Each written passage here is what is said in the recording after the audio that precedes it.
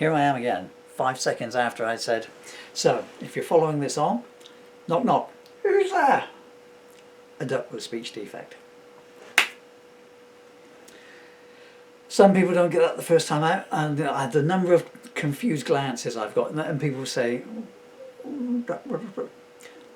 knock knock, normally they say quack quack. Okay, so I'm Paul Murphy, and I'm discussing the contents of what I hope will be a new song and prose poem anthology. It is called Lost and Found. I should have been at the end of it by now. I doubt if I'm 1/3 of the way through. So, as I was saying, before I rudely interrupted myself, a few minutes ago, so this song here is called Lost and Found. Oh, if you've just logged on, obviously this is on video 1, you can go back and find the first video. This is a promo piece for it. But I thought my anthologizing days were over. I had a burst of strength and was able to get the loft ladder down and peek my head into the loft a week ago, and I found a box of song lyrics. On top of that were 22 songs that I had been lost since 2009. They seem to have been written between 1999 and 2009 and February 2009. Well, they definitely are, because they've all got composition dates on them. So I've not seen them in 13 years. And why they were never used, why they were put in a box, I don't know. It might not have been me that put them up there. Anyway, let's not dwell on the things we know nothing about. At the end of the day, I wrote this at 02:23 AM on the 13th of February 2009 in a travel hotel. I had a second video, so this is slothy. Means nothing to most of you watch, but this is for my beautiful, amazing son, Dylan. And Dylan, if you ever do get to see this in 8 years' time, there you are with Elephant in this picture here. So Slothy and Elephant together. I know they never got to meet in real life. Oh, and Dylan, I also found this as well. Yeah. My beautiful, amazing son, Dylan.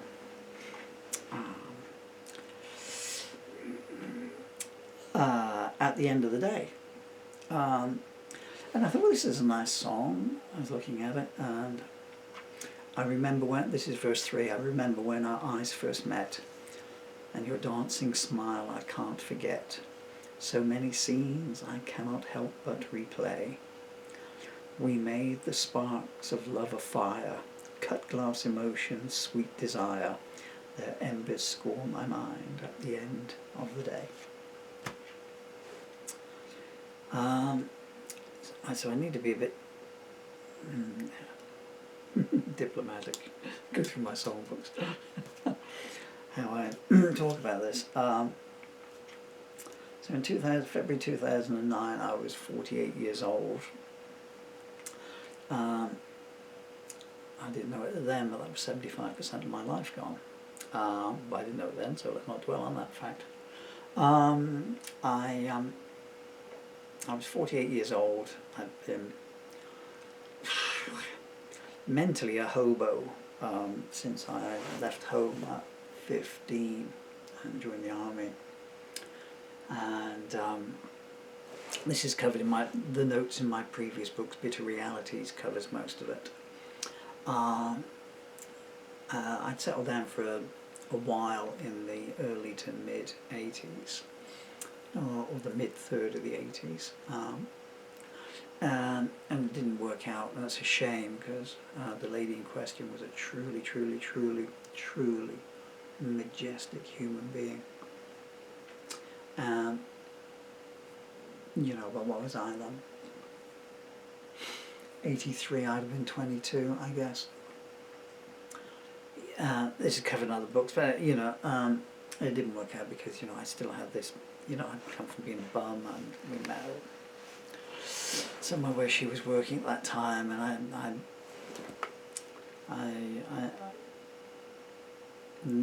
I did 85% good, but in my head I was still a single man, you know.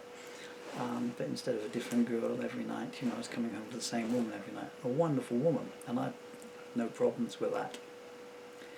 But I guess I felt that I hadn't finished with the stage at that point. So that's why I'm coming to this bit. So around 2009, I've discussed this a little bit in video 1, but it was looking like it was time to, just stop turning up somewhere, pubs, lots of pubs in those days, or venues, in a strange town with a guitar and a fly case, and hi, can I get on the bill tonight? If there's money going, there's money going.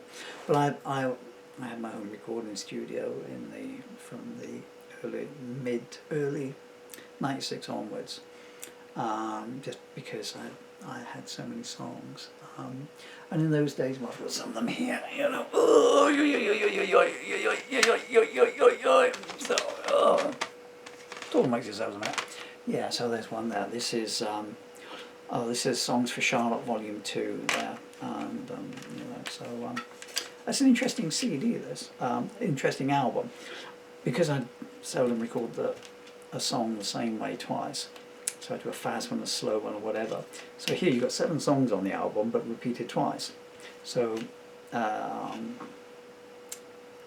Fell Under Your Spell, which is track 2, and also track 9.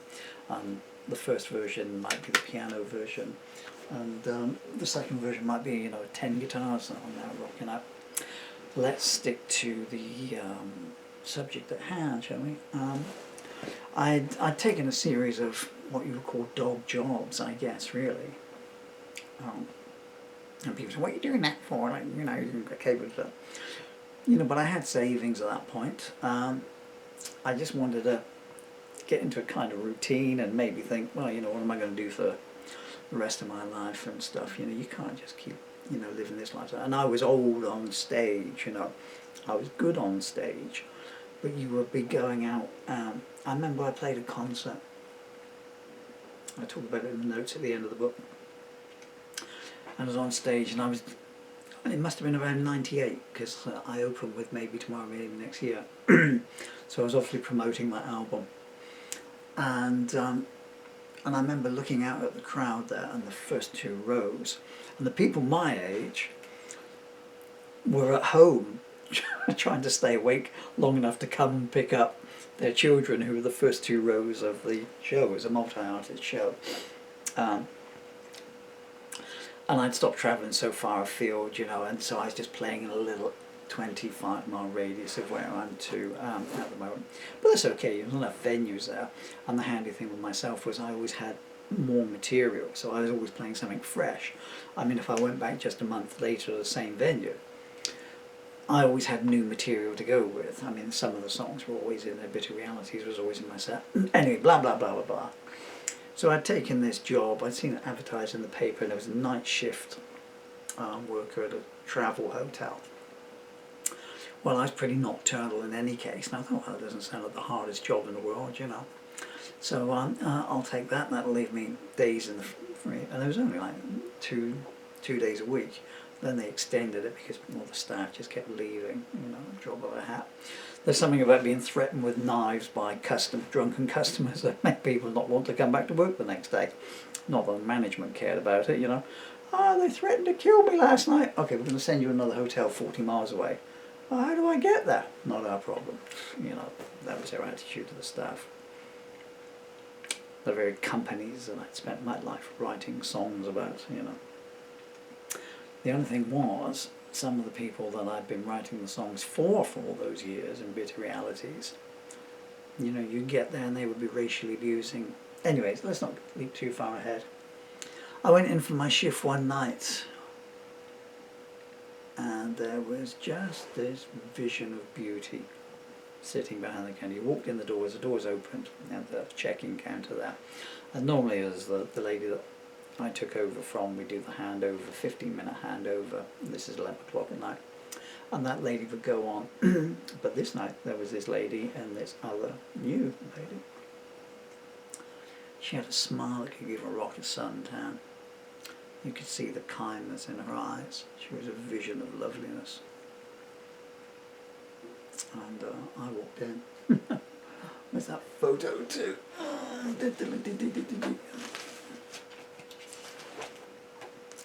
I walked in probably looking exactly like that, actually, because I was later told It was the way you had your scarf. I like to think there was more to it than that, but anyway, God bless that scarf.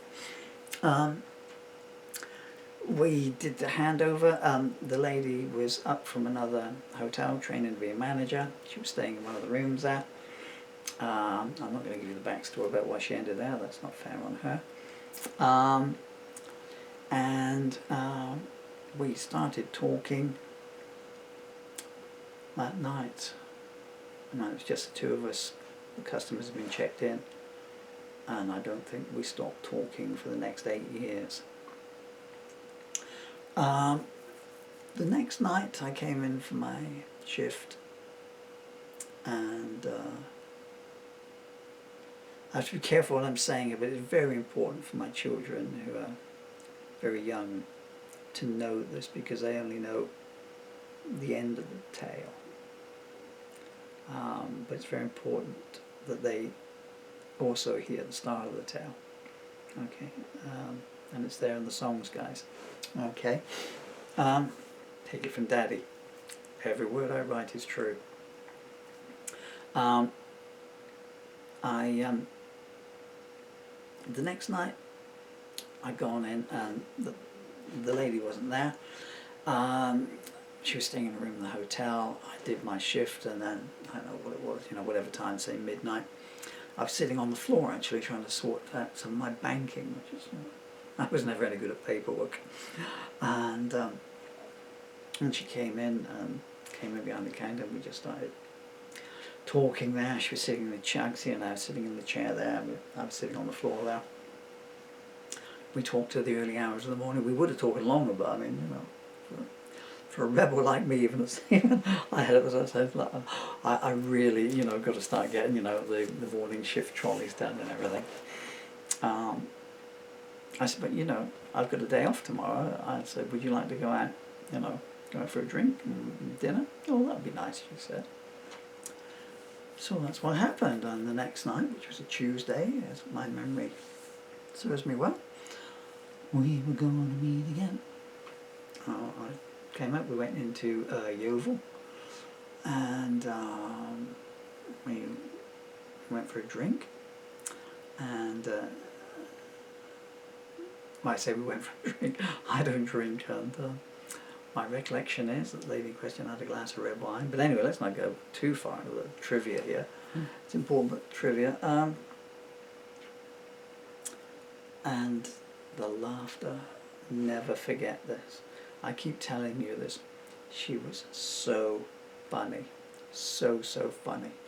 I mean, any wrinkles I've got from smiles are due to her, Later on there wasn't anything to laugh about, but only, it's like an iceberg, and I saw the 90% that was, the inverted iceberg. The danger tip was only 10%. I went back in the next day expecting to see her, and she never came out of her room. And then on the Thursday, and I just googled some of the dates actually, although I remembered it pretty accurately.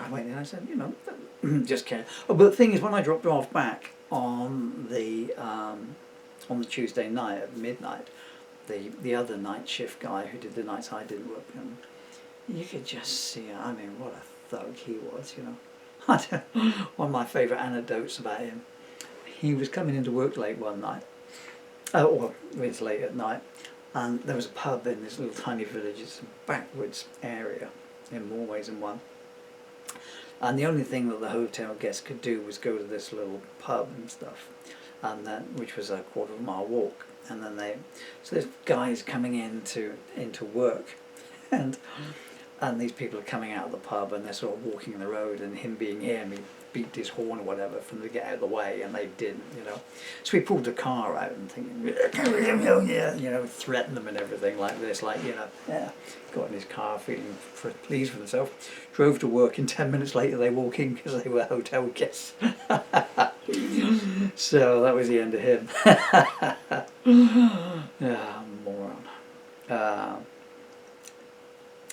The look on his face when he saw me dropping the lady that I was with off. I mean, you could have frozen the balls off of a polar bear with the chill that came off his eyes.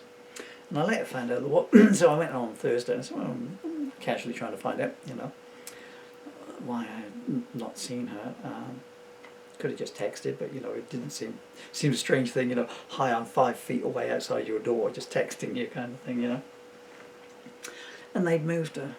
They nasty little racists. They'd seen 2 people happy, and they did everything. So they moved her to another hotel just out of pure malice. And I wrote this song that night, never thinking I would see her again. I was wrong. And it's a nice song. Next up here is, I'm going to have to stop soon because my throat is really hurting me, guys. I'm so sorry.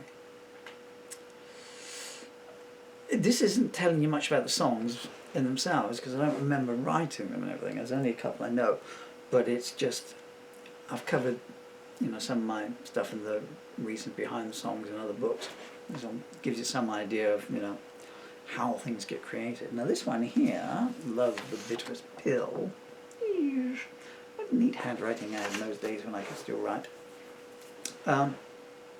Is the only song from this swathe of songs. I'm going to have to turn the other camera off. It's just driving me crazy with these messages it's passing up. So sorry. That I knew about. And this is the original handwritten lyric, and this was written at 16:38 p.m. on the 23rd of August 2000, and I was lying on my bed, according to the annotation. This song carried over into my live act for a little while, because it's a really fast rocker. It doesn't look that way on the page, I guess. But you twist me and you turn me every time that I see you. The pain don't seem to ever end. I rode up the river like you said that I must do, but there were rapids waiting around the bend. And where can I go to escape you? And this is a place I want to get. Every tear that I've shed is directly down to you.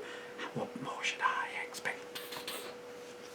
Anyway, so it was, and the original lyrics, that's I guess the aftermath of a song, an aftermath song. Now, I've put these in, I sequenced these so you've got that other one. I called this one Start. Yeah, there goes. No annotations. Okay, I'll stop after this one here, I think. I'm afraid this is going to run to one long video and then 2 short ones. This is the first of the short ones. So finding out this lady had been moved down to another travel hotel. I feel very careful how I say those words. I sent her a text message saying, "Hey, so I've heard the news, I'll reply up." I didn't say, the nasty little racist spite that precipitated her move, because I figured that she didn't know. And she hadn't texted me, and I later found out that she had no credit on her telephone, and genuinely so. And due to the salary mix-ups, I mean, they still owe me hundreds of pounds now. 13 years later, I should sue them for it, really.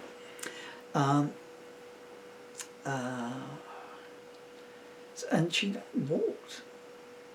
When her salary finally came through, she walked a couple of miles into the town, because all these hotels are out in the wilds, the motorway. Or they were then, motorway. Establishments. I was trying to think of I wanted to say something nasty, but yeah, let's leave the spite out. And she texted me, and then I called her back, and anyway, we made an arrangement to I said, I'll come and get you tomorrow. It's only Googling these dates here now that I found out this song was written on Valentine's Day. Those sort of things didn't mean anything to me in those days. They just came and they went. As I always used to say to my girlfriends at the time when they berated me about it, I'd like to think that I'm nice and romantic to you every day.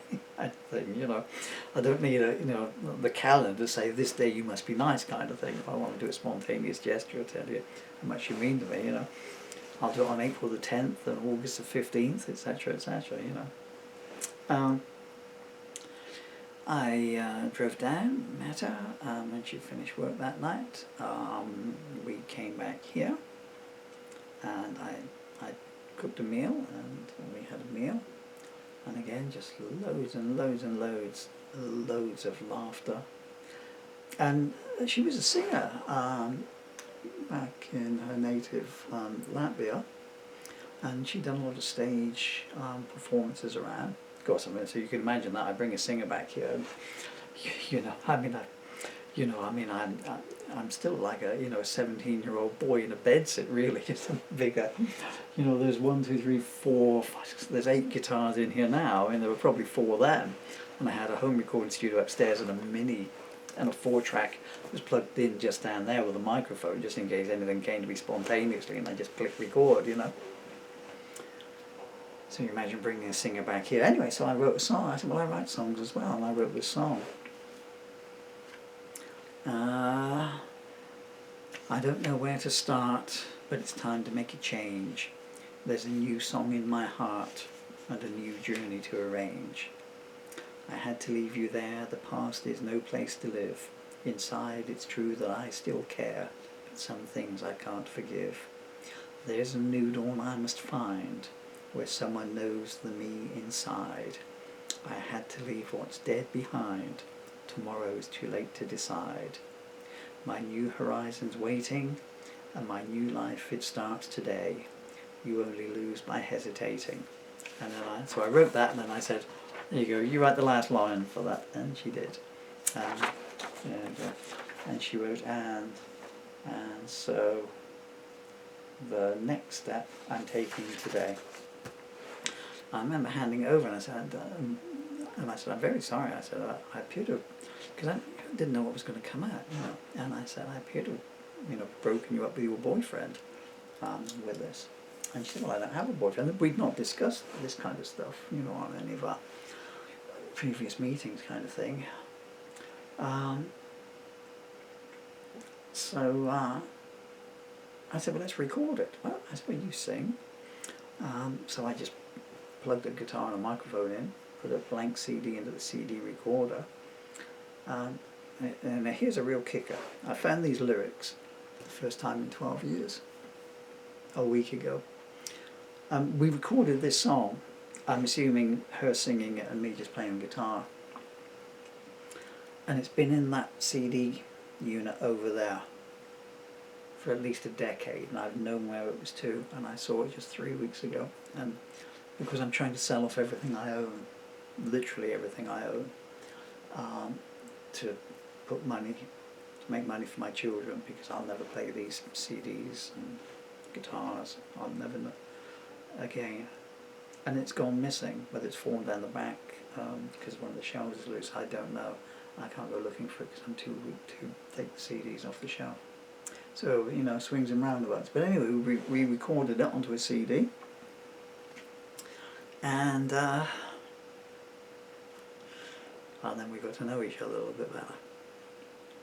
And we were together for the next 11 years, 9 of which, Dylan and Emily, if you ever see this, were 90% wonderful and then 10% turmoil.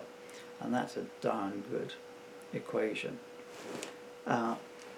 Because I always had laughter and I always had love. And so whenever any dark clouds came over someone's horizon, I could always pull them out. Things changed when the children came along, because I'd never had children before, and I kind of feel guilty for this. It's the only thing I do feel a tad guilty about. This is me. When my son Dylan was born, I was 51, I think, when Dylan came along. And I'd stopped playing guitar. I'd settled down.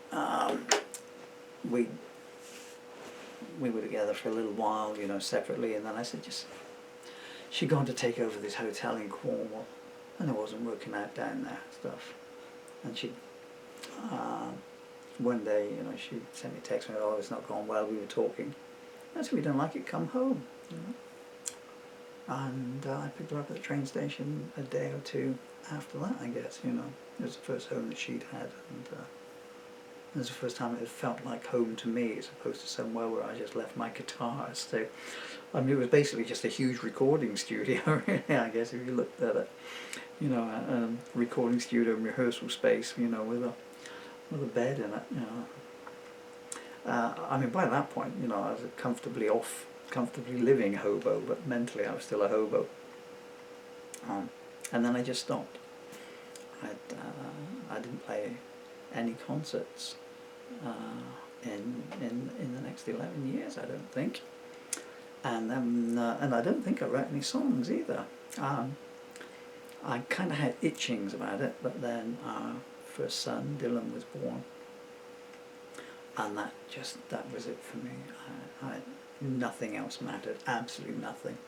People I knew, friends I'd known for 30 years. One of them, Paul, berated me one day and he said, well, we don't see you anymore. And I said, Paul, I said, for 30 years, I said, I've seen you once a week, and it's, you know, how's your missus? How's my latest girlfriend? How's Tottenham's back four? You know, I love you, mate, but I've got this amazing bundle of joiner who does something different every second, and I'm going to savour it. And thank God I did. I mean, if I'd known then that I was going to die within 10 years, oh my stars. I mean, luckily I gave up everything, even going out to work. And I started our own t-shirt printing business for a while though. And I was still making money selling songs occasionally for the first year or so. And I was just with Dylan for... Anyway, too long. So this song is called Start now, and it's about... I've called it Start in hindsight because none of these songs here have got titles on. I think only one of them's got a title on it, you know. You know, that's it for me. You know, I will write a 30-verse song in a day, and I'll sit there going, what's the title? For about 4 years afterwards. Or in this case, you know, I'm suddenly 13 years later, I'm trying to scratch around for a title for them. But yeah, so that's the story behind Start there, that song there. And of course, it's not Start at all. I mean, it was a start for me and her. That song was a start of, for me, you know, really happy times. Well, I think for both of us, really, you know. But it was the song is about, you know, actually the ending of a relationship. It's about, and it's written from, it's a female-centric song. It's basically a female saying, I'm not taking any of your nonsense anymore. You're not running me down. You're not running me around. Don't need you. I'm a strong woman. I'm off. Big world out there. See you around. Okay, I'm going to stop now. Thank you so much for your time and patience and no offense. I hope that we could...